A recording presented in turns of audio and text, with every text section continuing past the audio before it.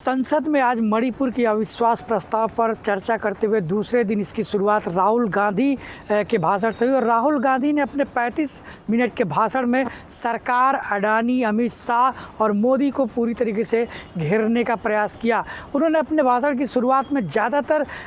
शुरुआती हिस्से में अपने भारत जोड़ो यात्रा की बात की, भारत जोड़ो यात्रा के अनुभवों की बात की। फिर मणिपुर में वो गए थे, मणिपुर की अपनी बातों किया, लेकिन इन सब बातों में उन्होंने जो मुख्य बातें रखी वो यही कि सरकार कुछ मामलों को लेकर अहंकारी हो चुकी है। वो अपने अहंकार में इस बात को नहीं देख पा रही है कि देश के कुछ हिस्से कैसे जल रहे हैं। लेकिन मणिपुर की बात करते हुए राहुल गांधी ने यहाँ तक कह दिया कि वहाँ पर इंडिया की हत्या हो रही है, यानी भारत की हत्या की जा रही है। ये एक ऐसा पॉइंट है जहाँ पर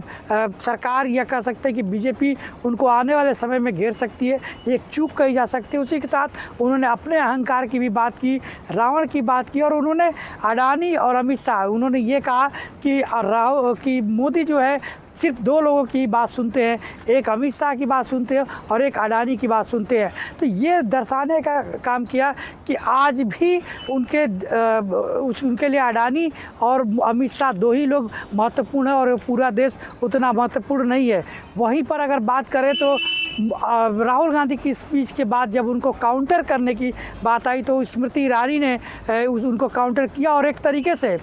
इंडिया को लेकर जो उनके बात थे, जो भारत की आत्मा की हत्या की बात राहुल गांधी कर रहे थे, वो उस बिंदु पर उन्होंने घेरा और उन्होंने कहा कि जो व्यक्ति आज भी इस तरीके की बात करता है उससे आप कैसे ये आशा रख सकते हैं कि वो देश को जोड़ने का काम करेगा, देश को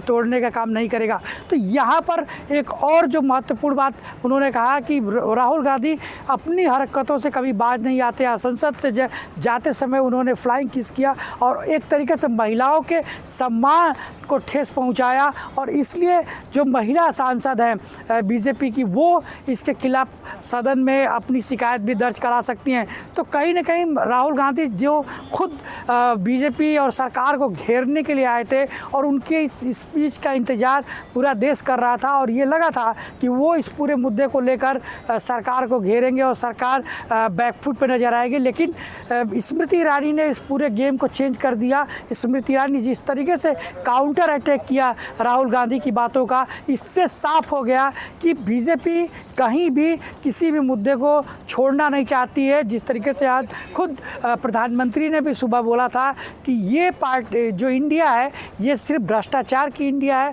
ये वंशवाद की इंडिया है और ये इंडिया जो है देश को आगे बढ़ाने के बजाय देश को पीछे ले जाने का काम करेगी। तो ये बातें प्रधानमंत्री ने साफ कर दिया था। अब जो सबसे दिलचस्प बात है कि कल जब पीएम इस पूरे मामले पर बोलेंगे, यानी वो जब अविश्वास प्रस्ताव की चर्चा पर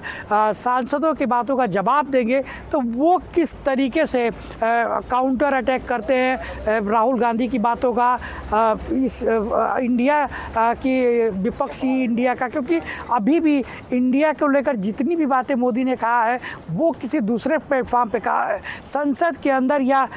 विपक्षी नेताओं के सामने उन्होंने अभी इस इंडिया को लेकर बहुत जिक्र नहीं किया है। लेकिन मुझे लगता है कि मोदी के तीर तर्कस में वो तमाम तीर हैं जो वो कल चलाएंगे और इस बात को साबित करने का प्रयास करेंगे कि जो इंडिया का गठबंधन बना है सरकार के खिलाफ या